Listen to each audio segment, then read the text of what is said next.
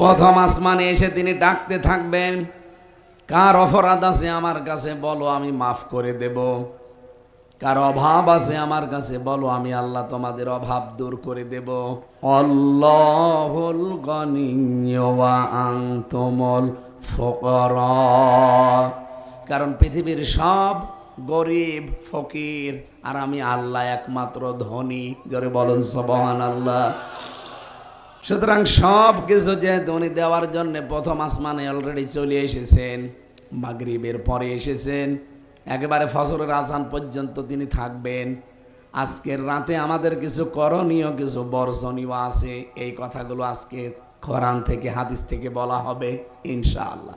গতানুগতিক যেগুলো শুনি আমরা, এটা না, আমি চিন্তা ভাবনা করে গবেষণা করে যেগুলো পেয়েছি, সবে বরাতের 22টা নাম পেয়েছি। আমি সব নোট করেছি। কয়টা? 22টা নাম আছে সবে বরাতের। আমি তাফসীর থেকে যেগুলো পেয়েছি একটু মিলান তো।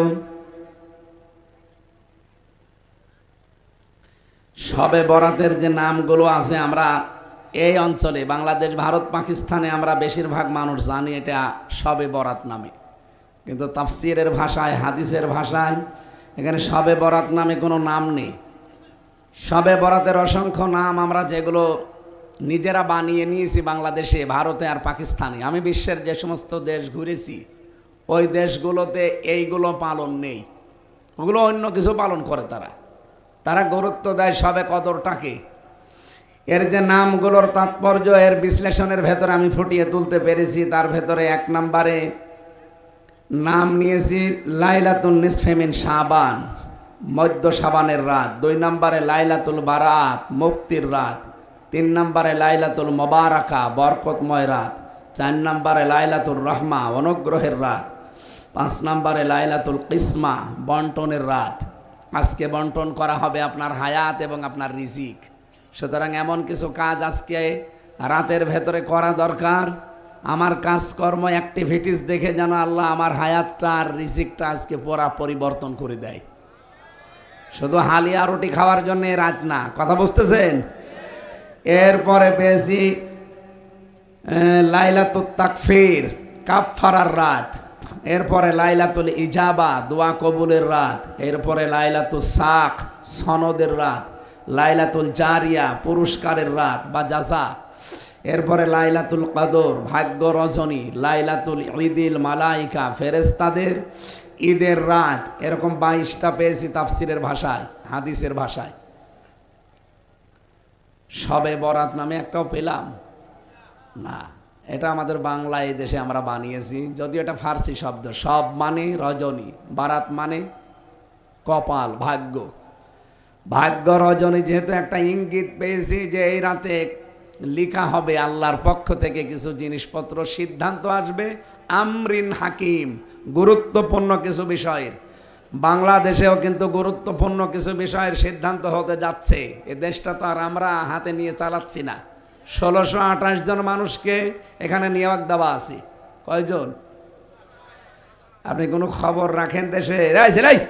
বসো। আল্লাহ রাব্বুল আলামিন জানিয়েছেন, ইন্না আনজালনাহু ফি লাইলাতিন মুবারাকাহ ইন্না কুন্না মুনজিরিন। অবশ্যই আমার এই কোরআন আমি নাজিল করেছি একটা বরকতময় রাতে। আর ইন্না কুন্না মুনজিরিন, এর ভেতরে এমন কিছু আছে যার সতর্ককারী আমি আল্লাহ নিজেই। এর ভেতরে 500টা সতর্ক বার্তা আছে। আজকে হয়তো অতগুলো না দিলেও 4-5টা সতর্ক বার্তা আমরা এখান থেকে দিতে পারবো। আজকে রাতের জন্য যেটা দরকার, এই সতর্ক বার্তা আজকের তেলাওয়াতকৃত আয়াত থেকে আমরা নিয়ে যেতে চাই ইনশাআল্লাহ। ফিহা ইফরাকু কুল্লু আমরিন হাকিম। আল্লাহ বলেন, এই গুরুত্বপূর্ণ রজনীতে এমন এমন কিছু সিদ্ধান্ত আমি আল্লাহ নিয়ে নেব যেটা এর আগে নেওয়া হয়নি। সুতরাং আমরিন হাকিমের ব্যাখ্যায় ফি জিলালিল কোরআন সাইয়্যিদ কুতুব রহমতুল্লাহ আলাইহি লিখেছেন, আল্লাহর এই সিদ্ধান্তগুলো যদি আমাদের ইবাদত বন্দেগী দেখি আল্লাহ পাল্টিয়ে ফেলতে পারেন। কারণ কিছু জিনিসে মানুষের এই কপাল পাল্টিয়ে যায়। তার ভেতরে এক, সন্ধ্যা থেকে একেবারে ফজর পর্যন্ত, হিয়া হাত্তা মাতলাইল ফাজরি। যদিও শাবে কদর সম্পর্কে অনেক মুফাসসির নিয়ে গেছে, কোন কোন তাফসিরে আমি শাবে কদর না, এই শাবে বরাত যেটা বলি এইটার দিকেও ইঙ্গিত পেয়েছি। সুতরাং ফজর পর্যন্ত আল্লাহর এই বিষয়টা যেহেতু রহমত বরকত দিয়ে আজকে ঢাকা থাকবে, আর ওনার একটা বিশেষ নজর এই দিকে আজকে আছে। আমাদের এখন কি করা লাগবে আজকের রজনীতে? এক নাম্বারে দোয়া। কি বললাম? আপনাদের গুরুত্বপূর্ণ কাজ থাকলে অসুবিধা নেই, গান দোয়া করে। আল্লাহ হাফেজ। সুবহানাল্লাহ আলহামদুলিল্লাহ লা ইলাহা ইল্লাল্লাহ সুবহানাল্লাহ। এটা একটু পিছিয়ে, পিছিয়ে বসো, এখানে বসো, থাক বসো।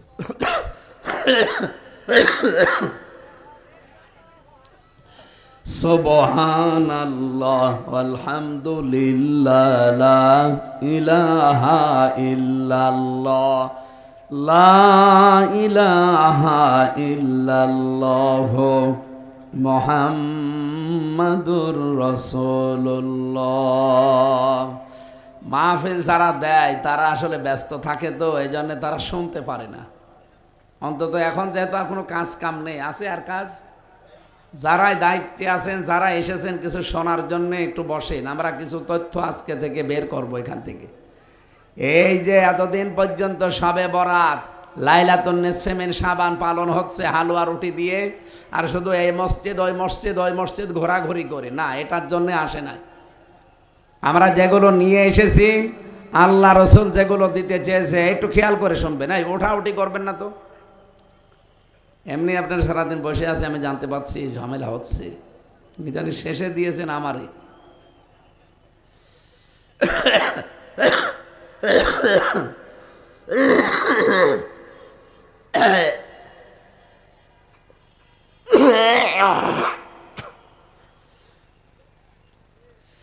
হচ্ছে না, শরীরটা হাসপাতালে থাকা দরকার কয়দিন।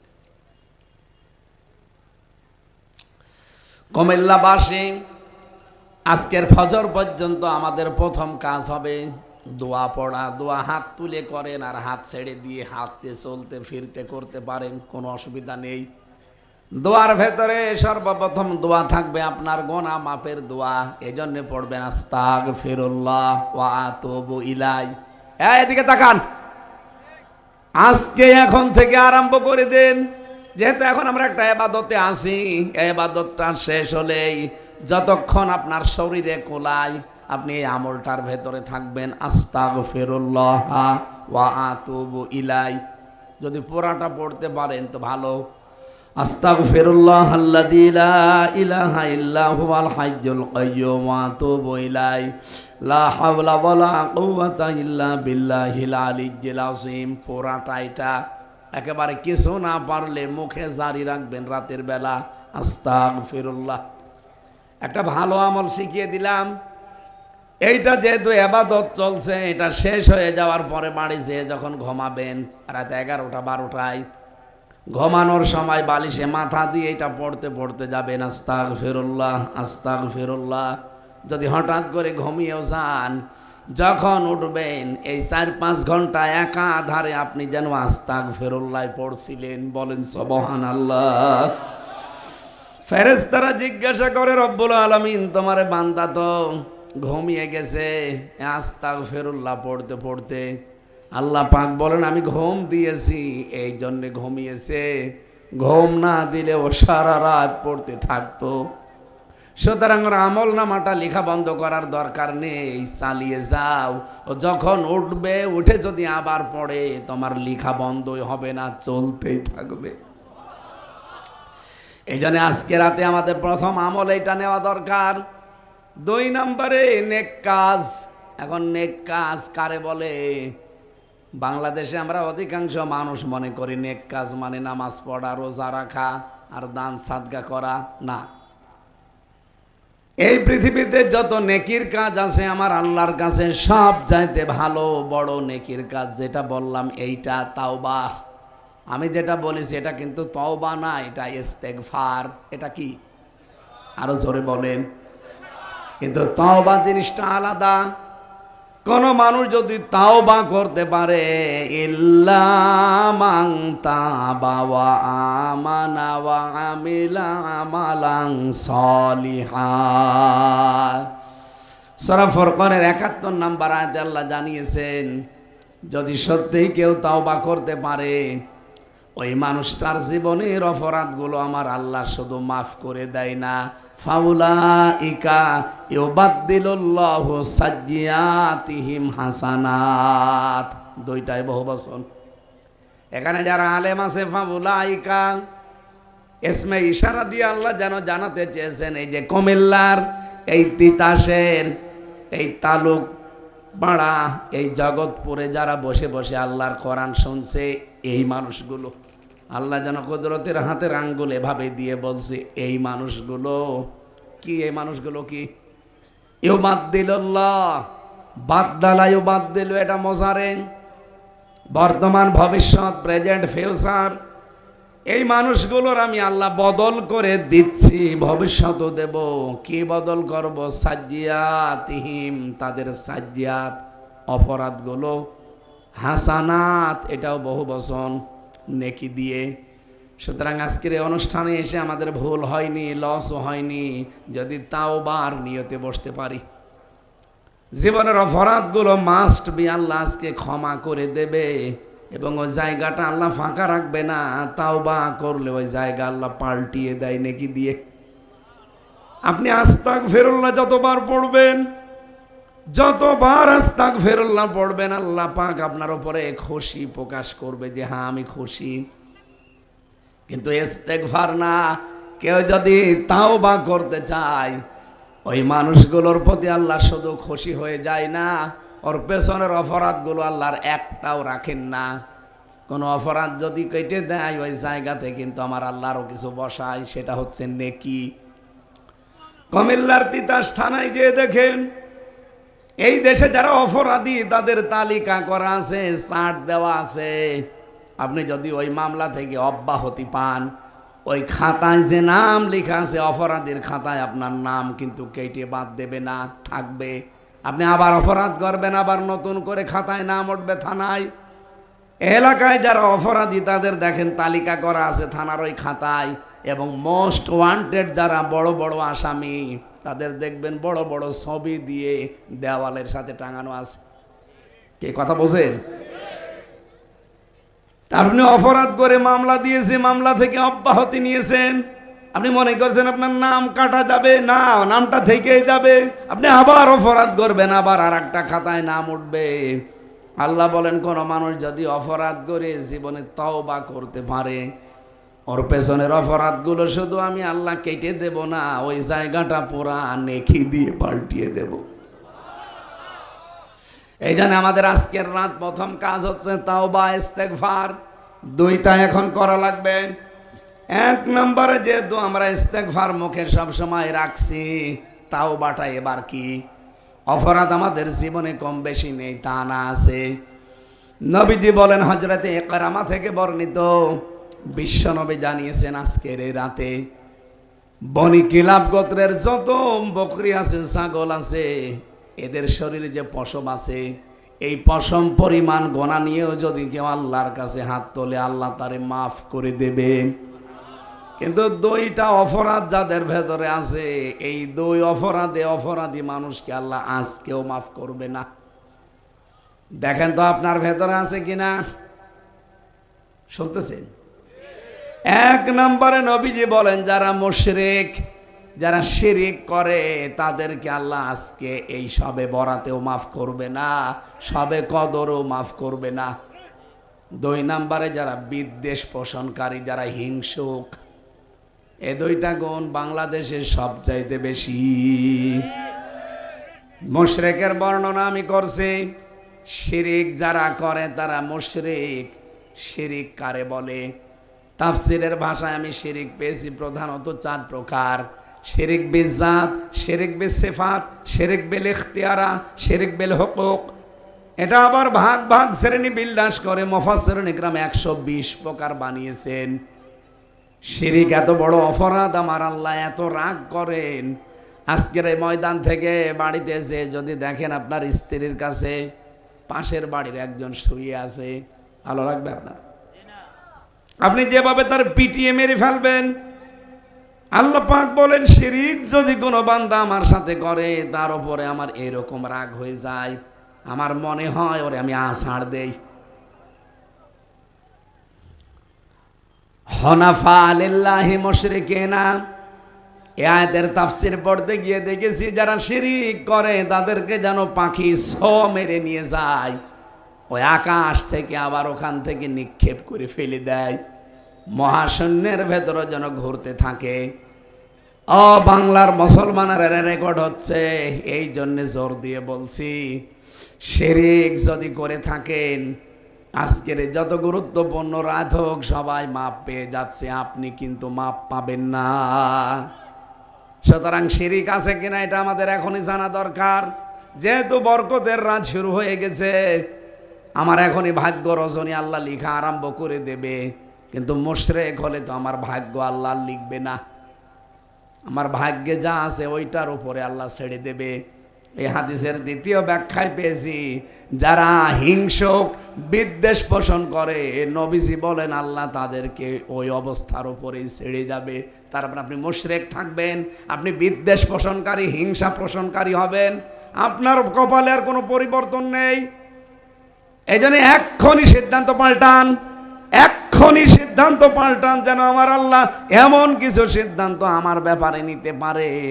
তাহলে প্রথমটা কি বললাম? আরো জোরে বলেন। শিরিক আমাদের ভেতরে যদি থাকে আমরা কিন্তু তাহলে মুশরিক, কারণ শিরিক যে করবে তাকে বলা হয় মুশরিক, আর মুশরিকদের জন্য আল্লাহর জান্নাত হারাম। এই কথা বলছেন না? কারণ ইন্নাহু মান ইউশরিক বিল্লাহি ফাকাদ হারামাল্লাহু আলাইহিল জান্নাহ ওয়া মাওয়াহুন নার ওয়া মা লিয-যালিমিনা মিন আনসার। সূরা মায়েদা 6 নম্বর পারা 19 নম্বর পৃষ্ঠায় আছে, কোন মানুষ যদি এই পৃথিবীতে শিরিক করে, ওই লোকটার জন্য আল্লাহ জাহান্নাম স্থায়ী ঠিকানা বানিয়ে দেয়, আবাসস্থল, আর জান্নাত তার জন্য হারাম করে দেয়। তার জন্য কোনো সাহায্যকারী আল্লাহ রাখে না। ও বাংলার মুসলমানেরা, এবার দেখি আমরা শিরিক করি কিনা। এদিকে তাকান। এক নম্বরে শিরিকের যে সামারাইজ করা অর্থ পেয়েছি, এক কথায় জবাব। এক কথায় 120 প্রকার বলতে গেলে আপনি টিকবেন এখানে, কখন বাড়ি চলে যাবেন। আর 120 প্রকার এখন কমপক্ষে 1 মিনিট করে হলো 120 ঘন্টা 120 মিনিট লাগবে। এত কথা আছে শিন র আর কাপের ভেতরে, আমি এক কথায় সব মিলে জবাব দিচ্ছি। এই এদিকে তাকান। শিরিকের এক কথায় জবাব হচ্ছে, আল্লাহ যেটা পারে ওইটা অন্য কেউ পারে, এই বিশ্বাস করার নাম শিরিক। এবার বলেন তো, বাংলাদেশে আছে না নেই? সন্তান দিতে পারে কে? এটা অন্য কেউ পারে, এ বিশ্বাস অনেকের নেই। কত মানুষ দেখে বিভিন্ন দরবারে যায়, পীরের কাছে যায়, মাজারে যায়, এমনকি আমার কাছেও আসে, বলো হুজুর আপেল পড়িয়ে দিন। আপেল পড়ে কি করব? সেদিন বগুড়াতে একজন এসেছিল, এসে বলছে যে আপেল আর তেল পড়িয়ে দিন। আমি কি দিয়ে পড়বো? কোরআনে কারিমের সূরা ফাতিহা ছাড়া আর কি আছে? কি কথা বলেন না কেন? আমি সূরা ফাতিহা পড়া আরম্ভ করলাম, কিছুক্ষণ পরে বলছো হুজুর এমন ভাবে আপেল পড়বেন যেন ছেলে হয়। মনে হচ্ছে আমি ছেলে নিয়ে বসে আছি, আমি শুধু ফো দিয়ে দেব, হয়ে যাবে। কি বিশ্বাস নিয়ে আসে বাংলাদেশের মানুষ দেখলে। আমি বললাম আপেল পড়া নিয়ে যান, আমি আপেল পড়তে পারবো না। আপেল পড়ে যদি ছেলে হইতো তো আমার 3টে মই হইতো না। পরপর আমার আল্লাহ 3 মেয়ে দিয়েছে, কত আপেল পড়ে খাওয়াতাম ম্যাডাম রে। এখনো কত ভণ্ড পীরের ওপরে মানুষের এই বিশ্বাস আছে যে না, বাবা যদি একটা কিছু করে, অথচ সন্তানের মালিক কে? লিল্লাহি মুলকুস সামাওয়াতি ওয়াল আরদ ইয়াখলুকু মা ইয়াশা। ইয়াহাবু লিমান ইয়াশাউ ইনাসা ওয়া ইয়াহাবু লিমান ইয়াশাউ যুকুর। সূরা সূরা 49-50 নাম্বার আয়াতে আছে রব্বুল আলামিন জানিয়েছেন আসমান জমিনের রাজত্বের একচ্ছত্র মালিকানা আমি আল্লাহর। আমি যা ইচ্ছা তাই তৈরি করি, কাউকে মেয়ে দেই, কাউকে ছেলে দেই। এই বিশ্বাসটা আজকেই পাল্টাতে হবে। যে আওয়াজ যত দূর যাচ্ছে, রেকর্ডও যাচ্ছে, এখন লাইভ চলছে, তামাম দুনিয়া চলছে। যারা শুনতে পাচ্ছেন, সন্তান কেউ দিতে পারে না। যদি দিতে পারতো তাহলে ইব্রাহিম নবী ৮৬ বছর বয়সে একটা সন্তান পেয়েছিলেন। কত? অনেকে ২ বছর ৫ বছরেই হাল ছেড়ে দেয়, অথচ ৮৬ বছর পর্যন্ত তিনি দোয়া করেছিলেন রব্বি হাবলি মিনাস সলিহিন, হে আল্লাহ আমাকে নেককার সন্তান দাও। কেন তিনি পারতেন না কোনো মাজারে যেতে, কবরে যেতে? কথা বলে না কেন? তিনি যেই দেশের বাসিন্দা ওই দেশে তো বহু নবী আল্লাহ পাঠিয়েছিলেন। আরে ভাই, সাধারণ মানুষের কবরে যাওয়া লাগতো না, নবীদের কবরে যেত। নবীদের কবরে যে বলতে পারতেন না যে নবী একটা সন্তান আমারে দেন। তারপরও ১ বছর না ২ বছর না ৮৬ বছর, ৮৬ বছর একাধারে তিনি দোয়া করেছিলেন। ৮৬ বছর পরে আল্লাহ তার দোয়ার জবাব দিয়েছে। ফাবাশশারনাহু বিগুলামিন হালিম। কত বছর পর? ৮৬ বছর পরে আল্লাহ বলেন যাও তোমাকে হালিম দিলাম। হালিম মানে চাচা হালিম। কোন হালিম? চাচা হালিম, মামা হালিম না। আল্লাহ বলেন তোমার আমি ধৈর্যশীল সন্তান দিলাম, যাও। হযরত ইব্রাহিম এই দোয়াটা যখন কবুল হয়েছে, জিবরাইল যখন জানিয়েছে, তখনই তিনি সিদ্ধান্ত নিয়েছেন যে কেমন হালিম দিয়েছে আমি হালিম দেখব। খুব ভালো করে খেয়াল করবেন, এখানে একটা তথ্য আছে। হযরত ইব্রাহিম নবী মাত্র ১৩ বছর বয়স হয়েছে সন্তানটা, আর তিনি চলে গেলেন, যে বললেন ইয়া বুনাইয়া ইন্নী আরা ফিল মানাম আন্নী আযবাহুকা ফানজুর মাযা তারা। আমি স্বপ্নে দেখলাম তোমাকে জবাই করছে, এখন তুমি বলো তোমার রায় কি? অকুমিল্লাবাসী বিধানটা পালন করবে কার? উনি যে স্বপ্ন দেখেছিলেন, নবীদের স্বপ্ন কিন্তু ওহি। নবীদের স্বপ্ন কি? উনি নিজে স্বপ্ন দেখলেন আল্লাহর বিধান এইটা উনি পালন করবেন। কোন কারণে সন্তানের অনুমতি চাওয়া লাগবে বলেন? খেয়াল করবেন, এখানে একটা শিক্ষা বললাম আছে। কেন সন্তানের অনুমতি নেওয়া লাগবে? আর সন্তান কি খুব বড়? মাত্র ১৩ বছর, ও কি বোঝে? তিনি চিন্তা করলেন আমি যেহেতু ৮৬ বছর একাধারে দোয়া করেছি যে রব্বি হাবলি মিনাস সলিহিন, হে আল্লাহ আমাকে নেককার সন্তান দান করো। অনেক মানুষ আমরা কিন্তু এই দোয়া করি, করি না? এ দোয়ার মানে জানেন?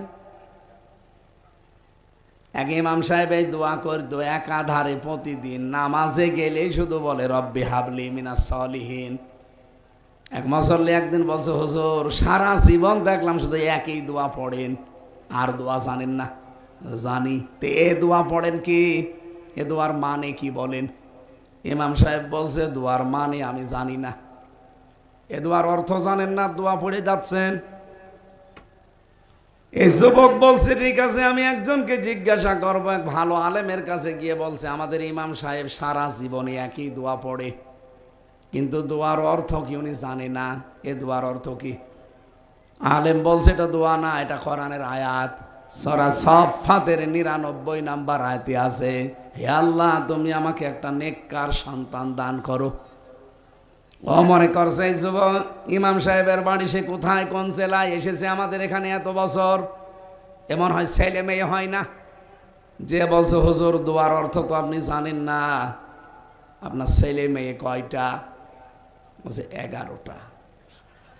১১টা ছেলে মেয়ে, এরপরও আপনি দোয়া পড়ে যান, আপনার লজ্জা আছে কেন? আপনি তো দোয়ার অর্থ জানেন না। আমি এই দোয়ার অর্থ জেনে এসেছি। এ দোয়ার অর্থ হচ্ছে আল্লাহ তুমি আমাকে নেককার সন্তান দান করো। ১১টা হয়ে গেছে, এরপরও আপনার দোয়া থামে না, আপনি কি দেশ ভরি ফেলবেন? ইমাম সাহেব বলছে, বাবা জিয়ে দুয়ার মানে এই, আমি যদি আগে জানতাম তো 11 বছর আগে বাদ দিতাম। আমি তো আর জানি না, আমি পড়িয়েই যাই, আল্লাহ দিয়েই যায়। হযরত ইব্রাহিম তো এরকম না, চিন্তা করলেন আমি দোয়া করেছি আর 86 বছর ধরে, উনি যে হালিম দিলেন আমাকে, গোলামিন হালিম, কেমন হালিম দিয়েছে আমি আজকে পরীক্ষা করব। এই জন্য তিনি অনুমতি চাইতে গেছে সন্তানের কাছে। এই ভালো করে খেয়াল করেন, উনি কিন্তু অনুমতি নেওয়ার মানুষ না, কারণ উনি আল্লাহর হুকুম পেলেই কোনো প্রশ্ন করেছেন কোনোদিন? কোরআনে ওনার জীবনী সম্পর্কে আমি 50টা পরীক্ষা পেয়েছি, একটা পরীক্ষায়ও জীবনে তিনি ফেল করেননি। এই জন্য আল্লাহ তাকে খুশি হয়ে বলেছিলেন, ক্বালা ইন্নী জাইলুকা লিন্নাসি ইমামা, তোমাকে আমি মানব জাতির ইমাম বানিয়ে দিলাম, নেতা বানিয়ে দিলাম। পরীক্ষা করতে করতে যখন খাঁটি হয়ে গেছে, তখন আল্লাহ এই আয়াতটা তারে দিয়েছেন যে তোমাকে আমি মানব জাতির ইমাম বানিয়ে দিলাম, নেতা। সেই লোকটা আজকে জিজ্ঞাসা করছে যে সন্তান আমি তোমাকে দেখলাম জবাই করছি, তোমার রায় বলো, কেন আল্লাহর বিধান পালন হবে এখানে ছেলের কাছে জিজ্ঞাসা করা লাগবে কেন? যতগুলো তাফসীর আমি মিলিয়েছি আয়াতের সাথে, মুফাসসিরিন ইকরাম একটা তথ্য বের করেছেন, আর এইটা বলার জন্য আমি বাংলাদেশটা সামনে নিয়েছি। ভালো করে মিলাবেন কিন্তু ভাই, খালি শুনতে আসা না, এখান থেকে কিছু নিয়ে যাওয়া লাগবে। শুনতেছেন কারা কারা দেখি হাত তোলেন তো। আমি এবার প্রশ্ন করব, হাত তোলা না, হাত নামান। প্রশ্ন করব, এরপরে যদিও জবাব দিতে না পারেন আপনার হাত তোলাচ্ছে, দাঁড়ান। হযরত ইব্রাহিম বলেন, আমি যে দুয়ার ফসল পেলাম গোলামিন হালিম, আমার হালিম আমি আজকে দেখবো এটা চাচা হালিম না মামা হালিম। সঙ্গে সঙ্গে হযরত ইসমাইল বললেন, ইয়া আবাতি ফাআল মা তুমার সাতাজিদুনি ইনশাআল্লাহু মিনাস সাবিরিন। হে বাবা, আপনি যা আদিষ্ট হয়েছেন আপনার আদেশ পালন করেন, আপনাকে আমি গ্যারান্টি দিতে পারি আপনি আমাকে ধৈর্যশীলদের মধ্যে পাবেন। শব্দের দিকে খেয়াল করেন তো, তিনি সবের বলতে পারতেন যে আমার মতো ধৈর্যশীল আর কেউ নেই, কারণ 86 বছর বয়সে আমি আমার বাবার সন্তান হিসাবে এসেছি। এরপরে জন্মের পরে আমারে মরুভূমিতে রেখে গেছে বাবা, 13 বছর পরে আজকে এসেছে জবাই দেওয়ার জন্যে। আমাদের মতো ছেলে মেয়ে হলে বলতাম তোকে বাবা নাকি আজরাইল। 13 বছর কোনো খোঁজ নেই, খবর নেই। আমারে আর আমার মাকে রেখে গেলেন মরুভূমির ভেতরে, ওই এক টোপলা খাবার দেওয়ার এক ঢোক পানি দিয়ে কয়দিন চলে ওইটাই। আর 13 বছর পরে আজকে এসেছেন সন্তানের দাবি নিয়ে, জবাই করবেন। কিসের বাবা আপনি? আপনি দৌড় দিতেন। অথচ ইসমাইল বলেছে রব্বুল আলামিন সাতাজিদুনি, সিন শব্দটা ব্যবহার করা হয় আরবি গ্রামার অনুযায়ী, সিন সাউফা কদ লাম 13টা অক্ষর আছে। কোন সেন্টেন্সের আগে যদি একটা আসে অর্থ হয় অতি তাড়াতাড়ি। উনি জানালেন অতি তাড়াতাড়ি আপনাকে আমার আল্লাহ দেখাবে, হে আমার বাবা, হে আমার পিতা, ইনশাআল্লাহ, যদি আল্লাহ চাই। মিনাস সাবির বলেননি, সাবিরিন। আমার মতো ধৈর্যশীল আরো আছে দুনিয়ায়, আমি একা না। কারণ আমি একা ধৈর্যশীল এটা বললে অহংকার চলে আসতে পারে। কথা বলেন না কেন? অতটুকু কি হালিম আল্লাহ দিলেন দেখেন, 13 বছর বয়সে নিজেকে অহংকার মুক্ত করার জন্য সাবিরিন দিলেন।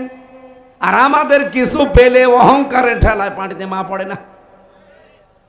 এই যে 15 বছর যারা চালিয়েছে অহংকার ছিল না? কথা বলেন, একটা জায়গা দেখাতে পারবেন যে অহংকার মুক্ত ছিল? কি হনুরে হনুমান হয়ে গেছে। আমি তো বহু জায়গায় ওদের সাথে মিশে দেখেছি, ওদের যে আচরণ, মানুষের আচরণ পাল্টিয়ে গিয়েছিল। যে যে চেয়ারে পেয়েছে ওই চেয়ারেই মনে করছে এইটাই আমার আসল। অথচ চেয়ারের পায়া কন্ট্রোল করে কে? আরো জোরে বলেন। পৃথিবীর কোন চেয়ার কারোর জন্য স্থায়ী না। ডক্টর মোহাম্মদ ইউনূসের চেয়ারও স্থায়ী না, ডোনাল্ড ট্রাম্পের চেয়ারও স্থায়ী না। এক কথা বলেন না কেন? একটা চেয়ার শুধু স্থায়ী, হাসিনার চেয়ার। ও তো উল্টিয়ে গেছে। একটা চেয়ার স্থায়ী, যেটা হচ্ছে আমার আল্লাহর আরশের যে চেয়ার আছে, অসিয়াত কুরসিয়্যুহুস সামাওয়াতি ওয়াল আরদ, আল্লাহর যে আরশ আছে, কুরসি আছে, চেয়ার আছে, ওই চেয়ারটা যা আছে কিয়ামত পর্যন্ত ওইভাবেই থাকবে। এই জন্য আল্লাহ জানাতে চেয়েছেন পৃথিবীর কোন চেয়ার যেহেতু স্থায়ী না, চেয়ারে বসলে লাভ দেওয়া যাবে না। কথা বলে না কেন? চেয়ার মানে যে চেয়ার, পৃথিবীর কোন চেয়ারই কারোর জন্য স্থায়ী না। এই জন্য চেয়ারে বসলেই চেয়ার একটা কথা স্মরণ করিয়ে দেয় যে হামজা বেশিক্ষণ না, খুব বেশি হলেও ঘন্টা খানিক। আমার আগে যিনি বসেছিলেন মাওলানা হোসাইন, তাকেও বলেছিল আধা ঘন্টা। এর আগে যিনি বসেছিলেন মাওলানা মোশতাক আহমেদ না মোশতাক ফয়েজি, ওনারে মনে হয় বলেছিল যে 1.5 ঘন্টা। যেই বসেছে সেই জোহরের পর থেকে একটা কেউ চেয়ার স্থায়ীভাবে বসতে দেয়নি। আমারেও রাখবে না, কিছুক্ষণ পরে বলবেন আমিন। কারণ দুনিয়ার স্বভাবই এইটা, একটা চেয়ারে কোনো নামানামি নেই, তার চেয়ার। আরো জোরে বলেন। এই জন্য আমরা যারা চেয়ারে বসবো, আমরা যেন আরো নরম হয়ে যাই। এতটুকু সন্তান যদি নিজেকে অহংকার মুক্ত করার জন্য সবের না বলে সবিরিন বলে, তা আমরা কোথায় আছি? হযরত ইব্রাহিম আল্লাহর বিধান এবার পালন করবেন, ইসমাইল আল্লাহর বিধান পালন করতে সাহায্য করবেন। দুইজনে রাজি হয়ে গেছে। আল্লাহ পাক বলেন ওই সময় ডাক দিলাম, ফালাম্মা আসলামা ওয়া তাল্লাহু লিল জাবিন। এখানে আলেম না এগুলো? আসলামা দিবসন। আল্লাহ বলেন দুইজনে যখন এগ্রি হয়ে গেছে, রাজি, ইব্রাহিম জবাই করার জন্য রাজি, ইসমাইল জীবন দেওয়ার জন্য রাজি, তখন আল্লাহর বিধান কিন্তু কায়েম হয়েছে। কথা বলেন না কেন? এখন ইব্রাহিম যদি বলতেন আমি জবাই করব, ইসমাইল নবী যদি বলতেন না আমি জবাই হব না, বলেন তো আল্লাহর বিধান কায়েম হইতো? আরো জোরে বলেন। বাংলার মুসলমানেরা, সামনে কিন্তু সময় আসতেছে, আর আজকে যেহেতু ভাগ্য রজনী লেখা হবে, এই জন্য আল্লাহ আজকের এই গুরুত্বপূর্ণ রজনীতে এমন সিদ্ধান্ত তিনি যেন বাংলাদেশ সম্পর্কে লেখে, আমরা এই দেশে যারা দায়িত্ব সামনে পাবে তাদেরকে ইব্রাহিমের মতো দেখতে চাই। 18 কোটি জনগণ আমরা ইসমাইলের ভূমিকায় যেতে চাই। আল্লাহর বিধান সামনে যখন যেটা আসবে, এর ভেতরে যেহেতু 500টা সিদ্ধান্ত আছে। কয়টা? এই কোরআনে আল্লাহর 500 সিদ্ধান্তের কথা আছে। এগুলো আজকে আমাদের জীবন সম্পর্কে আল্লাহ ইবাদত বন্দেগী দেখে হয়তো লিখবে। তাহলে আমাদের দায়িত্বে যারা আসবে সামনে 1628 জন মানুষ আসবে। কত? 350 এমপি, 64 জেলার 64টা ডিসি, এরপর 64 জেলার এসপি, এএসপি, টিওনো, ওসি, সচিব আছে। সব মিলে আপনি হিসাব করে দেখবেন 1628 জন হয়। এই 1628 জন মানুষকে এমন সিদ্ধান্ত আজকে আমার আল্লাহ যেন নিয়ে নেয়, তারা যেন ইব্রাহিমের ভূমিকা পালন করতে পারে। আমরা 18 কোটি জনগণ সামনে আমরা ইসমাইলের মতো আমাদের জীবন পর্যন্ত দেওয়ার সিদ্ধান্ত নিয়ে নেব। কারণ আমার জীবন কি হবে যদি আল্লাহর বিধান কায়েম না হয়? কথা বলেন না কেন? সত্যি যদি আমরা এই দুই অভিভাবক আর সন্তানের মতো আচরণ সামনে আল্লাহকে দেখাতে পারি, আল্লাহর কসম আজকে রাতের পরে এই সিদ্ধান্ত বাংলাদেশ সম্পর্কে পাল্টিয়ে যাবে। ডোনাল্ড ট্রাম্প, নরেন্দ্র মোদী এবং আরো যারা পৃথিবীর নিকৃষ্ট মানুষের তালিকায় যাদের নাম পেলাম, এরা যত ষড়যন্ত্র করুক, আল্লাহর কসম সব নস্যাৎ হয়ে যাবে। আমরিন হাকিম, আজকে গুরুত্বপূর্ণ সিদ্ধান্ত নেওয়া হচ্ছে। আমরা এখন থেকে সিদ্ধান্ত নিতে পারি না যে আমি আল্লাহর বিধান পালনের জন্য ইসমাইল নবীর মতো সচেষ্ট থাকব। কথা বলেন না কেন? রব্বুল আলামিন বলেন ঠিক আমি তখন তাদেরকে ডাক দিয়েছি, ওয়ানাদাইনাহু আইয়া ইব্রাহিম قد صدقت الرؤيا إنا كذلك نجزي المحسنين। আমি ডাক দিয়ে বললাম ইব্রাহিম আর জবাই দেওয়া লাগবে না সন্তানকে। ওই যে জিবরাইলকে দিয়ে দম্বা পাঠিয়েছি, ওইটা জবাই করে দাও, তোমার আদেশ পালন হয়ে গেছে। আমি আল্লাহ চাইনি যে সন্তানটা জবাই হোক, আমি চেয়েছি তোমার ইচ্ছাটা। আমাদের সামনে আমাদের ইচ্ছা দেওয়ার সময় আসতেছে না? যদি এই দেশে নির্বাচন আসে, আমাদের ইচ্ছাটা বিক্রি করা লাগবে। এই রায় দেওয়া মানে আমার ইচ্ছাটা দিয়ে দিলাম। সুতরাং ইচ্ছা, এই সিদ্ধান্ত কোনো সময় যেন আপনার ভুল না হয়। অনেক কিন্তু বসে আছে জালেমরা ওত পেতে, মোনাফিকরা ওত পেতে। কারো কাছে কোনো সিদ্ধান্ত বিক্রি করা যাবে না। আমার রায়, আমার সিদ্ধান্ত বিক্রি হবে আমার আল্লাহর আদেশে। এটা আজ অনেকে বুঝে ফেলেছে, এই জন্য বলে এটা রাজনীতি, এটা দুনিয়ার কাজ, এটা ধর্ম ব্যবসা। তোমারে ভোট দিলে ওইটা হয় ইবাদত, আর আমারে দিলে রাজনীতি হয়। অত পাগল আর নেই আমরা। আমাদের ব্যবহার করা 54 বছর অনেকেই ক্ষমতার চেয়ারে বসে আমাদেরকে জেল খাটিয়েছে।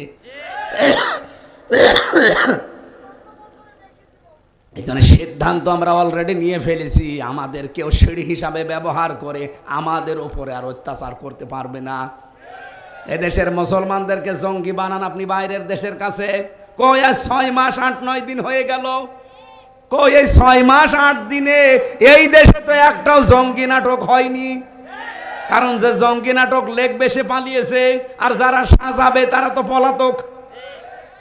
এ বাংলাদেশের জঙ্গি নাটকই লিখতো হাসিনা, আর এটা বাস্তবায়ন করতো কাউন্টার টেররিজমের ওই মনিরুল আর আসাদুজ্জামান। আরে ভাই, আমার নিজের চোখে দেখা, আমি নিজে দেখেছি। ওরা নিজেরা আমারে ধরে নিয়েছে, বলছিল যে কিসের জঙ্গি? জঙ্গি এই দেশে পাবো কোথায়? জঙ্গি আছে সিরিয়ায়, জঙ্গি আছে পাকিস্তানে। বাংলাদেশে জঙ্গিগিরি করবে কোথায়? জায়গা কই? তাদের তো পালিয়ে থাকা লাগবে, সে জায়গা কই? যে 3টা জেলা আছে, রাঙ্গামাটি, খাগড়াছড়ি, পার্বতীপুর, বান্দরবন, ওখানে লুকিয়ে থাকবেন। ওখানে যে ষড়যন্ত্র এখন হচ্ছে, লুকিয়ে থাকবেন কি করে? ওর ভেতরে ভেতরে এখন চালিয়ে দিয়েছে আর এক ঝামেলা। আন্তর্জাতিক যে সমস্যাগুলো এখন চলছে, সামনে যদি আমরা এক হতে পারি, মোকাবেলা করা সম্ভব। সত্যিই মোকাবেলা করা সম্ভব, শুধু ঐক্যবদ্ধ থাকা লাগবে। আরে ভাই, ছোটখাটো বিষয় ভুলে যান। জালেমরা যদি আবার আসে, জয়নুল আবদিন ফারুককে যেভাবে কুকুরের মতো পিটিয়েছিল, আবার পিটানি খাবেন। মির্জা আব্বাসের বাড়িতে তছনছ করে ফেলেছিল এই কুমিল্লার সন্তান, উনি পিটিয়ে শেষ করে ফেলবে আবার। বাস্তবতা কিছু বোঝেন আপনি? এই জন্য কোনো উস্কানিতে কারো পা দেওয়া যাবে না, কারো ষড়যন্ত্রের ফাঁদে যাওয়া যাবে না। যত ষড়যন্ত্র করবে, আজকে আমরা এমন দোয়া করব, আল্লাহ যেন আজকে সিদ্ধান্ত নিয়ে ওদের ষড়যন্ত্রের জাল ছিন্ন ভিন্ন করে ফেলে। সব এক হয়ে সামনে আমাদের এই রায়, এই সিদ্ধান্ত এমন জায়গায় দেব যেন চর্মচোখে কোরআন সংসদে গেছে দেখতে পারি। আমরা যদি দায়িত্বশীল আর জনগণগুলো এক হয়ে যায়, ইব্রাহিম আর ইসমাইলের ভূমিকায়, আল্লাহর কসম, আল্লাহর সিদ্ধান্ত আল্লাহ আজকে দেখাবে। যেহেতু সবে বরাত, আজকে সিদ্ধান্ত নেওয়ার রাত। আজকে সিদ্ধান্ত নেওয়ার রাত না? আল্লাহ সিদ্ধান্ত নেবেই, আর আমরা আশা করছি আল্লাহ ভালো সিদ্ধান্ত নেবে। তাহলে সন্তান দিতে পারে একচ্ছত্র মালিকানা কার বললাম? অন্য যাকে বিশ্বাস করেন আপনি শিরিক করছেন। আলা আলাহুল খলক ওয়াল আমরু, এ জমিন বানিয়েছে যিনি, আইন চলবে তার। বলেন বলেন। আর আমরা সবাই বিশ্বাস করি আসমান জমিনের মালিককে। সুতরাং এই দেশে আল্লাহর আইন বাদ দিয়ে অন্য আইন যারা কায়েম করতে চান, আপনি মুশরিক। একেবারে টাটকা কথা, কোনো ব্যাখ্যা লাগবে না। আল্লাহর আইন বাদ দিয়ে অন্য কারো আইন যদি কেউ এই দেশে কায়েম করতে চায়, সে মুশরিক। তার জন্য আজকে সবে বরাতেও ক্ষমা নেই। সুতরাং সিদ্ধান্ত পাল্টান। যারা মানুষের তৈরি করা আইন কায়েমের জন্য চেষ্টা করেন, দল করেন, ভোট করেন, টাকা খরচ করেন, সবে কদর কিসের, সবে বরাত কিসের, আরো ধরে কান্নাকাটি করলো মাপ নেই আপনার, কারণ আপনি মুশরিক। আল্লাহ যেটা পারে ওইটা অন্য কেউ। বলেন বলেন। আল্লাহর আইন এখানে চলবে, অন্য আইন নিয়ে আসতে চান কোন কারণে? আর এইটার কথা বলতে গেলে আপনার কাছে আমরা রাজনীতি করি না। আল্লাহর কসম, আমি কোরআন মাথায় নিয়ে বলতে পারি, আমি আপনাকে বাঁচাতে চাই। আমি দেখতে পাচ্ছি কোরআনের চোখ লাগিয়ে যে আপনি মুশরিক, আল্লাহর আইনের বাইরে আপনি মানুষের তৈরি করা আইন কায়েম করতে চান, এইটারা যে রাজনীতি মনে করে চলে যান, যেদিন বাঁশ দেবে আল্লাহ ওদিন টের পাবেন। দ্বিতীয় নম্বরে আল্লাহ ক্ষমা করবে না তাদের যারা হিংসুক। কি বললাম? এদেশে নেই, আছে মানে আমরাই। আমার হোক, অন্য কারো যেন না হয়, এরকম মানুষ দেশে নেই। আমার 2 তলা না 10 তলা হোক, আর ওর যেন 20 ঘরও না থাকে। এই 15.5 বছরে এটা আরো বেশি হয়েছে। কোরআনে কারিমে 2 বার পেয়েছি আয়াতটা সূরা মায়েদায়, ওয়ালা ইয়াজরিমান্নাকুম শানানু কওমিন। রব্বুল আলামিন বলেন, হিংসার বশবর্তী হয়ে, আবার শোনেন, হিংসার বশবর্তী হয়ে কোন ব্যক্তি, কোন দল, কোন গোষ্ঠী, কোন জাতির উপরে এমন অত্যাচার করবা না যে তোমার উপরে যা করেছিল ওইটা ছাড়িয়ে যায়। এর আগে হয়তো অনেকে অত্যাচারিত হয়েছে, সেই অত্যাচারের শোধ তুলতে গিয়ে যদি এখন আপনি এমন কিছু করেন, ওরা 15 বছরে যা করেছে আপনি একদিনে তাই করছেন না। যদিও এটা করা আমাদের দ্বারা সম্ভব না, কারণ এই 15টা বছরে 14 বছর যেই লোকটা আয়না ঘরে ছিল তার কাছে আপনি কোন মুখ নিয়ে যাবেন?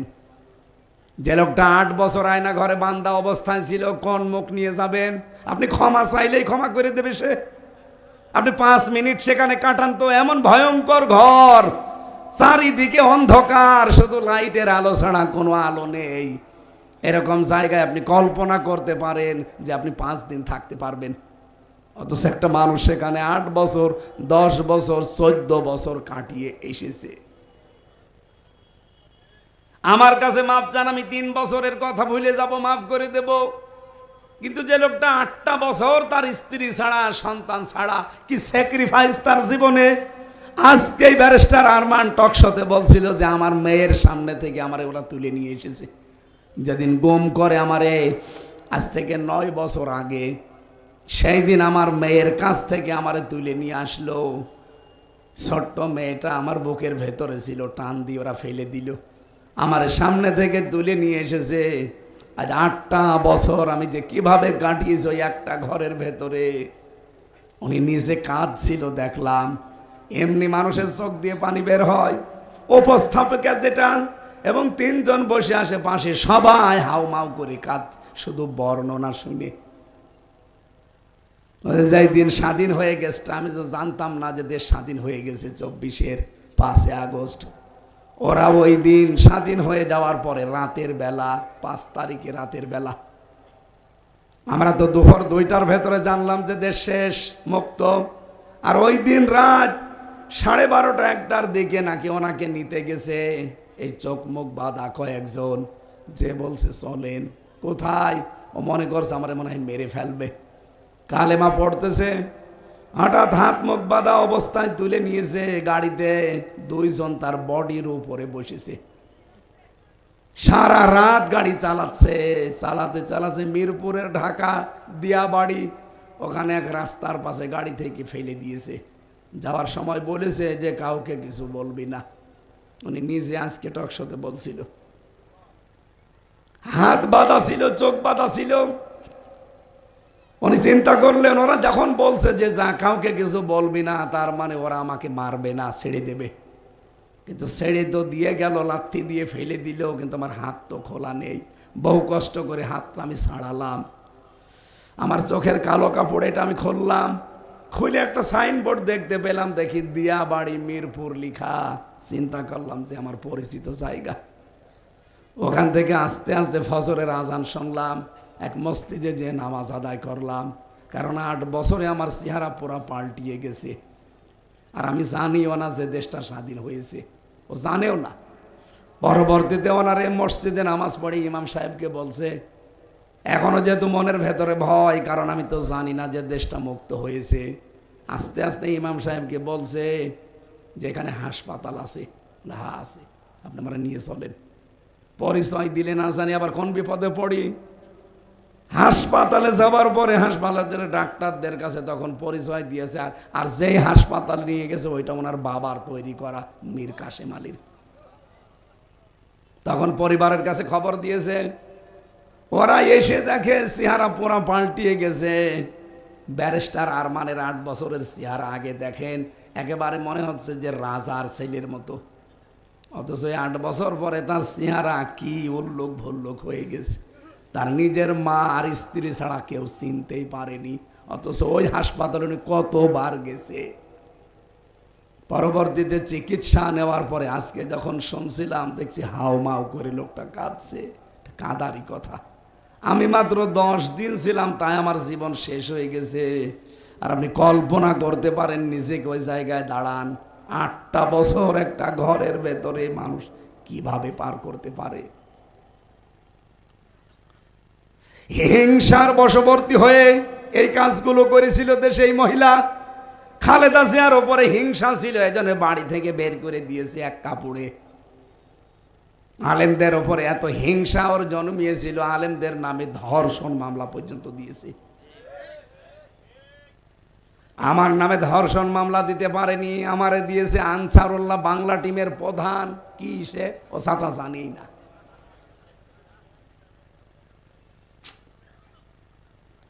এই জন্য হিংসা যাদের ভেতরে আজকের রাতেও কিন্তু তাদের মাফ হবে না। এই 2টা গুণ যাদের আছে তাদের ছাড়া। বলিয়া ইবাদিয়াল্লাযীনা আসরাফু আলা আনফুসিহিম, আল্লাহ বলেন আমি আমার বান্দাদেরকে ডাক দিয়েছি, নফসের ওপরে যারা জুলুম করে নিজের জীবনটাকে নষ্ট করে ফেলেছে, লা তাকনাতু মির রাহমাতিল্লাহ, আমার রহমত থেকে নৈরাশ হয়ে যেও না। ইন্নাল্লাহা ইয়াগফিরুয যুনুবা জামিয়া, অবশ্যই আমি আল্লাহ তোমাদের সব অপরাধ ক্ষমা করে দেব। ইন্নাহু হুয়াল গফুরুর রহিম, আমি আল্লাহ গফুর এবং রহিম। কুমিল্লাবাসী আজকের রাতে এমন এমন কাজে আঞ্জাম দেবেন, আশপাশের বাড়ি, আশপাশের গ্রাম,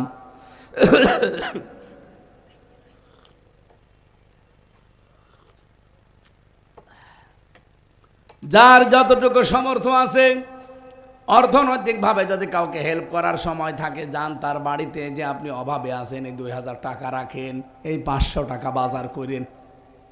শুনলাম আপনার ছেলে পরীক্ষা দিচ্ছে, বই কিনতে পারে না, এই নেন 500 টাকা, 1000 টাকা। এইগুলোর নামে ইবাদত, শুধু নামাজ পড়া, শুধু রোজা রাখা, শুধু বসে বসে জিকির করা, এইটার নামাজকে রাত না। কথা বুঝতেছেন? আমরা মনে করছি শুধু নামাজ পড়বো 2 রাকাত 2 রাকাত করে, 120 রাকাত, 500 রাকাত। সকালবেলা চাঁদ দোকানে বসে বলবো, জানো আমার কিন্তু 500 রাকাত। তোর 500 রাকাত নামাজ নিয়ে আল্লাহ কি করবে? তুই নামাজ 2 রাকাত পড়, আর নামাজের যে শিক্ষাটা ওইটা আজকে রাতে বাস্তবায়ন কর। নামাজের শিক্ষা ছিল কি? ওয়াইলুল লিল মুতাফফিফিন আল্লাযীনা ইযা ক্তালু আলান নাসি ইস্তাওফুন, ধ্বংস হয়ে যাক ওই মানুষগুলো যারা ওজনে কম বেশি করে। সুতরাং এরকম দোকানদারি করা যাবে না, এরকম কাজ কারবারে থাকা যাবে না যে নেওয়ার সময় আমরা বেশি নেব, দেওয়ার সময় কম দেব না। এই সতর্ক বার্তা কোরআনে আছে না নেই? আল্লাহ বলেন ইন্না কুন্না মুনজিরিন, আমি কিন্তু নিজেই সতর্ককারী। সুতরাং আজকে আমি যা বলছি এটা আমার মুখের কথা না, আমি একটা অ্যাডভাইজার, আমি অ্যাডভার্টাইজ করছি। আসল আমার আল্লাহ নিজে সতর্কবাণী পাঠিয়েছেন। হ্যাঁ, তারা আল্লাহকে মানে না, এটা ঠিক আছে, কিন্তু তারা মানুষ। ওয়ালাকাদ কাররামনা বানি আদম, আমি বনি আদম সন্তানকে সবচাইতে বেশি সম্মান দিয়েছি। বানি আদম বলার আগে আল্লাহ 2টা শব্দ দিলেন, ওয়ালাকাদ, ওয়া একটা, লাম একটা, কদ একটা। কত বড় গুরুত্ব শব্দ, গুরুত্বপূর্ণ বিষয় এগুলো।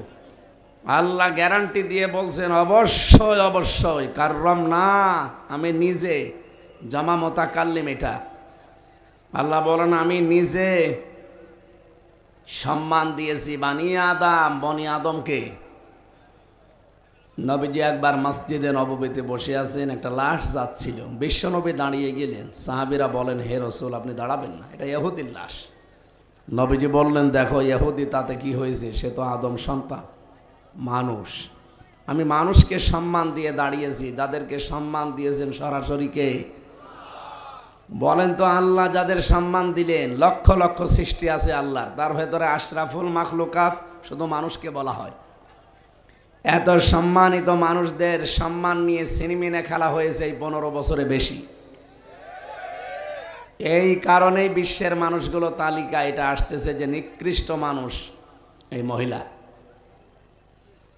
যেহেতু নবীজি মোহাম্মদ রাসূলুল্লাহকে আল্লাহ পাঠিয়েছিলেন মক্কায়, আবু সেহেলকেও পাঠিয়েছিলেন কোথায়? হাজার হাজার হাফেজ তৈরি করছে, শুধু দেশীয় না, জাতীয় না, আন্তর্জাতিক মানের। পৃথিবীর 257টা রাষ্ট্র পেছনে ফেলে যারা বাংলাদেশের সম্মান বয়ে আনে তাদের উস্তাজ, আমারও উস্তাজ, সম্মানিত উস্তাজ, কি নাম স্যারের? হাফেজ মাওলানা আব্দুল কাইয়ুম মোল্লা, আতালাল্লাহু উমরাহু ওয়া বারাকাল্লাহু ফি হায়াতি, বলেন আমিন। মঞ্চে বসা যাদের মাধ্যমে এসেছি, আপনাদের এলাকার সন্তান বিশিষ্ট ব্যবসায়ী বড় ভাই জনাব মাসুম, দামাত বারকাতুহুমুল আলিয়া, সামনে বসা মুসলমান ভাইরা, পর্দার আড়ালের সম্মানিতা মা এবং বোনেরা, মেয়েরা এসেছে, প্রশাসনের ভাইরা, প্রাণ প্রিয় কুমিল্লাবাসী। আসলে ডাক্তারগুলো বলছিল রাত 10টার পরে আপনার জেগে থাকবেন না। 1-2 নম্বরে এই 2-3 দিন একটু মুখে টেপ মেরে রাখেন, কথা বলা যাবে না, কণ্ঠের যে স্তরগুলো আছে ওগুলো ফুলে গেছে, কারণ ভেতরের খাবার ভালো ছিল না। 3টা বছর ওরা ফাঁসির কন্ডেম সেলের ভেতরে আর রিমান্ডে, বিশেষ করে ওই যে আয়না ঘরে। আপনারা এখন যেটা দেখতে পান ওটা আমরা সেই 20 সালে ফেস করে এসেছি। ওরা টর্চারের জন্য এমন এমন ভয়ঙ্কর জায়গা বানিয়েছে, এই যে এরকম চেয়ারে বসিয়ে দেয়। এখন যে চেয়ার দেখতে পাচ্ছেন এটা ইলেকট্রিক শর্ট দেয় কারেন্টের, আর আমিকে যে চেয়ারে দেখেছিলাম ওই চেয়ারে এভাবে বসিয়ে ক্লিপ দিয়ে এইটি দেয়, হাত আর পা আর মাথাটা, একটা সুইচে টিপ দেয়। 1 মিনিটে আপনি 120 বার ঘুরবেন। চোরকি যেভাবে ঘরে না, 1 মিনিট পরে মনে হবে 2-3টা দুনিয়া দেখতে পাচ্ছি। আপনার এই মাথার ভেতরে তো আল্লাহ কিছু জিনিস দিয়েছেন যেগুলো বেশি নড়াচড়া করলে এগুলো আউলিয়ে যায়।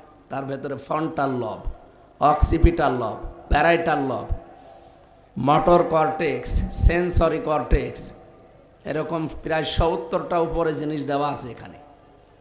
এটা যত ঝাঁকি হবে তত ওই বিষয়গুলো। মগজ দেখেননি আপনি, মাথা এখন এই খাপড়ি খোলেন দেখেন মগজ বের হবে, এর ভেতরে সূক্ষ্ম সূক্ষ্ম তার দেওয়া আছে। বিজ্ঞান প্রমাণ করেছে এই তারগুলো যদি কারো একটাও অকেজে হয়ে যায় তাহলে মানুষটা পাগল হয়ে যাবে। আল্লাহ রাব্বুল আলামিন বড় ইঞ্জিনিয়ার। যত ইঞ্জিনিয়ার দুনিয়ায় আছে সবচাইতে বড় কে? আল্লাহ। ইঞ্জিনিয়ারদের মাথায় এই ইঞ্জিনিয়ারিং বুদ্ধি দিয়েছেন, আর তিনি নিজে আমাদেরকে হাতে করে বানিয়েছেন। তো সেই হিসাবে একবার যদি 1 মিনিটে 120 বার ঘোরে তাহলে সেকেন্ডে কয়বার? সেকেন্ডে 2 বার ঘোরে। আপনি চিন্তা করতে পারবেন? এরপরে এমন মেশিন নিয়ে আসে এই হাতের সাথে আর পায়ের সাথে মিল করা আছে। ওই মেশিন আমার কাছেও নিয়ে এসেছিল। এভাবে একটা টিপ দেবে আস্তে করে, এই আঙ্গুলগুলো সব খুলে চলে যাবে, নখগুলো। একবারে যদি 10-20টা নখ খুলে চলে যায় কি যন্ত্রণা হতে পারে আপনি টের পাচ্ছেন? কষ্ট মাপার একটা যন্ত্র আছে, নাম জানেন? এই যে কষ্ট হয় মানুষের, কষ্ট পরিমাপ করার জন্য একটা যন্ত্র আছে। পৃথিবীতে মানুষের শরীরের সর্বোচ্চ 45 ইউনিট কষ্ট দিলে সে মারা যাবে। কত? আপনি কি হাঁ করে আছেন না শুনতেছেন? মানে পাগল হয়ে গেছে। আমার বর্ণনা শুনে যদি এরকম হয়, আপনারা ওই জায়গায় নিয়ে গেলে আপনি তো আতঙ্কে মরে যেতেন। আমি যা বলছি 100 ভাগের 1 ভাগ, এর চাইতে 99 ভাগ কষ্ট ওখানে মানুষকে দেওয়া হয়। তাও তো আমি মিনিটায় ছিলাম, বিগটায় যে কি কষ্ট ব্যারিস্টার আরমান ছিল বিগটায়। পেছনে হাত বেঁধে একটা মানুষকে 8 বছর ফেলে রাখে, 1.5-2 মিনিট সময় দিত টয়লেট করার জন্য, 24 ঘন্টার ভেতরে একবার। সকালবেলা কয়টা পচা ছোলা দিয়ে যেত, সকাল না বিকাল তাও তো জানি না, কারণ 24 ঘন্টায় একই মনে হয়। সব সময় তো আলো জ্বালানো, রাত দিন বোঝা যায় না কোনো আওয়াজ নেই, মাটির নিচে। 2 নম্বরে দুপুরবেলা 1 মুঠ খাবার দিয়ে যেত, মনে হচ্ছে কেউ মাখিয়ে দিয়েছে। পারলে খান, না পারলে রোজা রাখেন। রোজা যে রাখবেন কয়টা বাজে আন্দাজে রাখবেন, এখন দিন না রাত তাও তো আপনি জানেন না। এরপরে ওখান থেকে যখন নিয়ে আসতে হয় চেয়ারে, তখন আবার চোখ বেঁধে কোথায় নিয়ে যাচ্ছে আমি জানি না। এতগুলো নখ একবারে শরীর থেকে যদি উঠে চলে আসে এই মেশিন টিপ দিলে, এরপরে আবার পাতলা মিহি লবণ ছিটিয়ে দেয়। এজন্য মাথার চুল থেকে পায়ের তালু পর্যন্ত একটা জায়গাও বাকি নেই যেখানে ওরা টর্চার করে নাই। পুরা শরীরটা ধ্বংস করে দিয়েছে একেবারে। এখন যে বেঁচে আছি এটা আমার আল্লাহর রহমত আর আপনাদের দোয়া। আল্লাহ যেন অন্তত কণ্ঠটা ছেড়ে দেয়, যেহেতু কয়েকদিন একটু ব্যথা করছে, তো কণ্ঠটা ছেড়ে দিলে আমি কোরআনে কারিম থেকে তেলাওয়াত কিন্তু আয়াত কিছু কথা বলার চেষ্টা চালাবো। আল্লাহ যেন আমাকে তৌফিক ভিক্ষা দেন, বলেন আমিন। আজকের এই অনুষ্ঠানটা এটা শুধু মুসলমানদের না, বা এই এলাকার মানুষেরও না, তামাম দুনিয়ার 810 কোটি মানুষ আছে, সারা পৃথিবীর যেখান থেকে আসবে আজকের এই কোরআনের অনুষ্ঠান তাদের জন্য না। কে কথা বলে না কেন? আমরা অনেকে হিন্দু ভাইদের কিছু ভোট পাওয়ার জন্য নিজের ইমান পর্যন্ত বিক্রি করে দেই। কি বলি যে ধর্ম যার যার, উৎসব সবার। এই কথাটা কোরআনের সাথে সাংঘর্ষিক না। মানে আপনি আমার চাইতে বড় মুফতি হয়ে গেছেন। আমার নামের আগে মুফতি লেখা দেখতে পাচ্ছেন, সরকারি সার্টিফিকেট। এটা ভালো করে খেয়াল করেন। ধর্ম যার যার, উৎসব সবার, এ কথা বলা জায়েজ নেই কেন? লাকুম দীনুকুম ওয়ালিয়া দীন, এই আয়াত অনুযায়ী আল্লাহ রাব্বুল আলামিন জানিয়েছেন যার যার ধর্ম তার তার উৎসব। কিন্তু আজকের এইটা কিন্তু শুধু মুসলমানদের না, এই কোরআন শরীফ যেমন তামাম দুনিয়ার সবার জন্যে, এই অনুষ্ঠানও সবার। কথা বুঝতেছেন? আল্লাহ রাব্বুল আলামিন জানিয়েছেন হাদা বায়ানুল লিন্নাস, এ কোরআন মানুষের জন্যে। বর্ণনা দিয়েছি আমি এর ভেতরে। লাম শব্দটা আরবি গ্রামার অনুযায়ী 19টা অর্থে আসে। কয়টা? বালাগাত মান্তেক যারা পড়ায় বা পড়ে দেখবেন এখানে 13 নাম্বার একটা কায়দা আছে। লাম ব্যবহার করা হয় জীবিত মানুষদের জন্যে। দুঃখজনক হলেও সত্য, আমাদের দেশে জীবিত মানুষকে কোরআন শোনানো, কোরআন বোঝানো বড় কঠিন হয়ে গিয়েছিল।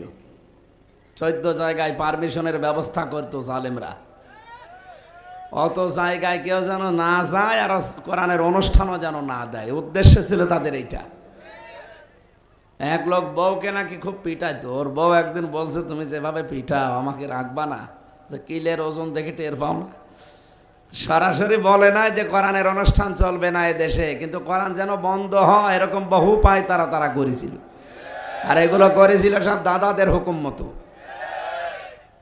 এখনো পর্যন্ত সেই ষড়যন্ত্র থেমে আছে। গতকালকেও গেছে ট্রাম্প, ডোনাল্ড ট্রাম্পের কাছে মোদিজি,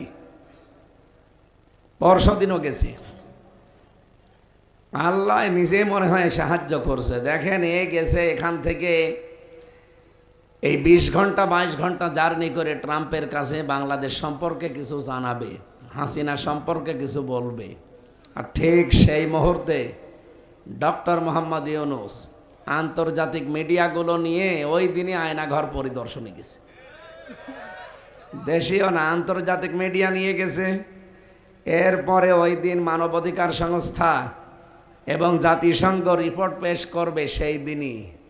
মানে এমন এমন কাজ ওখানেও যারা করছে, এখানে ওই কাজের মুখ বন্ধ করার জন্য ইউনূস সাহেব ছাড়া এই মুহূর্তে বাংলাদেশকে ওরা এতদিন রাষ্ট্রীয়ভাবে জঙ্গি রাষ্ট্র উপাধি দিয়ে দিত।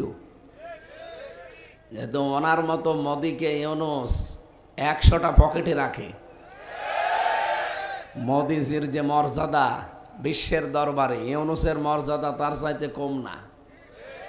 কি কথা বুঝতেছেন? আমরা এই যে এক জায়গায় বসে আছি, এত মানুষ কোরআন শুনতে পাচ্ছি, জমার দিন হাজার হাজার মানুষ মসজিদ থেকে বের হয়। এগুলো আন্তর্জাতিক মিডিয়া যারা আছে ইসলামের শত্রু, এরা ছবি তুলে ট্রাম্পের কাছে পাঠিয়ে দেয় যে এই দেখে ওরা তো দাড়ি টুপি মানুষ দেখলে ভয় পায়, জানে তো না যে ওরা কোরআন শুনছে বা নামাজ পড়ে আসছে, ও মনে করে যে না এখানে কিছু হচ্ছে, এই ভয়তে আতঙ্কিত হয়ে যায়। আর এগুলো করে সব উগ্রপন্থী হিন্দু কিছু আছে, তারা কোটি কোটি ডলার খরচ করে এই কাজগুলো করছে। যেহেতু বিজয় দিয়েছেন এই দেশে, আমার বিশ্বাস ছাত্র জনতা শুধু না, আল্লাহ নিজের দয়ায়, হাত্তা ইদা ফারিহু বিমা উতু আখাযনাহুম বাগতাতান, আল্লাহ বলেন তারা যখন আমার দানকৃত বস্তু পেয়ে তারা যখন আনন্দে আত্মহারা, আখাযনাহুম বাগতাতান, এখানে ফাইল সরাসরি আল্লাহ নিজে, এখানে কর্তাকে আল্লাহ বলেন আমি নিজে ধরলাম, তখন আকস্মিকভাবে এমনভাবে ধরেছি যে 5 মিনিট সময় চেয়েছিল তাও আল্লাহ দেয়নি। ফাইদা হুম মোবিলিসন, তারা হতাশ হয়ে গেছে, নিরাশ হয়ে পড়েছে। সুতরাং এই যে বিজয়টা এসেছে, এটা শুধু বাংলাদেশের ছাত্র জনতার মাধ্যমে না, সরাসরি আল্লাহর মদদে। ইদা জা নাসরুল্লাহি ওয়াল ফাত, যখন আল্লাহর সাহায্য আসবে তখন আপনি বিজয় দেখতে পাবেন। আল্লাহর বিজয়ের নমুনা, চিহ্ন, সিমটাম 9টা। কয়টা বলেন বলেন? এর প্রথম নাম্বারে আল্লাহ পরের আয়াতে দিয়েছেন, অরাআইতান নাসা ইয়াদখুলুনা ফি দীনিল্লাহি আফওয়াজা, হে নবী আল্লাহর সাহায্য আসলে বিজয় আসবে। বিজয়ের প্রথম নাম্বারে এই সিমটাম হচ্ছে আপনি দেখতে পাবেন দলে দলে পালে পালে মানুষ ইসলামে প্রবেশ করছে। আপনি দেখতে পাচ্ছেন না আগস্টের 5 তারিখের পর থেকে অবস্থান কি? আগস্টের 5 তারিখের আগে জরিপ দেখেছেন, ইন্টারন্যাশনাল জরিপগুলো, এদেশের মানুষ 100 জনের মাত্র 15 জন মানুষ বলতো যে আমরা এদেশে ইসলামী রাষ্ট্র চাই। কয়জন? মাত্র 100 জনের 15 জন। জানুয়ারির 1 তারিখের রিপোর্ট দেখেছেন, এদেশে 100 জনের 58 জন মানুষ চাইছিল যে এদেশে ইসলাম কায়েম হোক। গত পরশু দিনের রিপোর্টটা এই যে 12 তারিখের, আজকে 14 তারিখ, 12 তারিখে বেরিয়েছে এদেশের 100 জনের 66 জন মানুষ এখন চাচ্ছে ইসলাম কায়েম হোক। আপনি আর কিছুদিন যেতে দেন, মাত্র 6 মাস কয়দিন হয়েছে, আর 6 মাস যেতে দেন, দেশের যা অবস্থা, 100 জনের 100 জন মানুষ বলবে আমরা এদেশে ইসলাম কায়েম হতে চাই। কারাগারে আমার 3টা বছর আল্লামা মামুনুল হক সাহেবের সাথে আমি ছিলাম এক জায়গায়। 3টা বছরে তাহাজ্জুদের নামাজে আমাদের এই দোয়া ছিল, আল্লাহ মরণের আগে অন্তত চর্ম চোখে যেন দেখতে পারি কোরআনে কারিম দিয়ে বাংলাদেশটা চলছে। যেহেতু মাজলুম ছিলাম, এরপরে তাহাজ্জুদের নামাজ আর আর্তনাদ নিয়ে, মনের আবেগ নিয়ে বলেছিলাম, আমি আশা করি মাজলুমের দোয়া যেহেতু ফেরত দেয় না আল্লাহ, আমাদের দোয়া কবুল হয়েছে এবং সামনেও হবে। চর্ম চোখে আল্লাহ আমাদের দেখাবে বাংলার 56,000 বর্গ মাইল আল্লাহর এই কালাম দিয়ে চলছে ইনশাআল্লাহ। এটা আমরা দেখতে চাই না। এটা যদি কারো কাছে রাজনীতি মনে হয়, হ্যাঁ এটাই রাজনীতি। এটা যদি কারো কাছে ধর্ম ব্যবসা মনে হয়, হ্যাঁ এটাই ধর্ম ব্যবসা। পৃথিবীর প্রতিটি নবীকে আল্লাহ পাঠিয়েছিলেন ওই জামানার বিধানগুলো কায়েম করার জন্য। আমাদের নবীকেও আল্লাহ একই বিধান দিয়েছেন, শারআ লাকুম মিনাদ-দীন মা ওয়াসা বিহি নূহা। এই আয়াতের শেষের দিকে আছে আনাকিমুদ-দীন ওয়ালা তাতাফাররাকু ফি, দিন কায়েম করো, এ বিষয়ে কোনো মতপার্থক্য করা যাবে না। আপনার ইবাদত বন্দেগীতে হালকা পাতলা কোনো সমস্যা থাকলে ফতোয়াবাজি করেন, কিন্তু দিন কায়েম করা লাগবে এ বিষয়ে কোনো মতপার্থক্য, কোনো ফতোয়াবাজি কেউ করবেন না। এজন্য বাংলাদেশে এখন সব ইসলামী দলগুলো এক হয়ে এতদিন পরে হলেও বুঝেছে। মাওলানা মামুনুল হক 3টা বছরই আমার মনে হয় প্রত্যেক দিন আমাকে এই কথা বলতো, হামসা কি ভাবতাম বাইরে, আরে ভেতরে অবস্থা কি। বাইরে ভাবতাম জ্বরে আমিন নিয়ে, আসতে আমিন নিয়ে, আকিদা নিয়ে আমরা মারামারি করি, আর ভেতরে জালেমরা সব আমাদের এক জায়গায় রেখে দিয়েছে। যদি আল্লাহ কোনোদিন বের করে জীবনে আসল টার্গেট এইটা, যেরকম সব এক জায়গায় করব। এই জন্যে সামনে কিন্তু এখন একটা উদ্দেশ্য চলছে, বাংলাদেশে যারা অন্তত নামাজ আদায় করে, আল্লাহ একজন আছে, রাসূল আমাদের নেতা, এই বিশ্বাসে যারা বিশ্বাসী, অন্য যারা আছে তাদের বাদ দিলাম। যারা আল্লাহ একজন আছে, রাসূল আমাদের নেতা, রাসূল শুধু না, রাসূল কি আমাদের নেতা, বলেন রাসূল কি, এই বিশ্বাসে যারা বিশ্বাসী তাদের সবার একটা ভোটের বাক্স যাবে সামনে। আপনি টের পাচ্ছেন কিছু বাস্তবতা? আন্তর্জাতিক যে রাজনীতিগুলো চলছে দেশটা নিয়ে, এটা ওভারটেক করবো আমরা ইনশাল্লাহ আমাদের ইমান দিয়ে। মোদিকে বহু বুঝিয়েছে, মোদি ওখান থেকে বুঝিয়েছে ট্রাম্পকে, কিছুই হচ্ছে না, কারণ সিদ্ধান্ত আসবে কোথা থেকে। আর আজকে যে রাত আপনারা জানেন, ফিহা ইফরাকু কুল্লু আমিরিন হাকিম, আল্লাহ বলেন আজকের এই রাতে গুরুত্বপূর্ণ সিদ্ধান্ত নেওয়া হবে। সুতরাং বাংলাদেশ সম্পর্কে আল্লাহ যেন এমন সিদ্ধান্ত আজকে রাতে নেয়, সামনে যেন কোরআনে কারিম কায়েম হয়ে গেছে, এটা আমরা দেখতে পাই। যেহেতু অন্তত 12টা দল ইসলামী, এগুলো সব প্রায় এক হয়ে গেছে, যাদের সাথে মিল মহাব্বত এতদিন ছিল না, আল্লাহ যেন নিজে তৈরি করে দিয়েছে। কি দেখতে পাচ্ছেন না?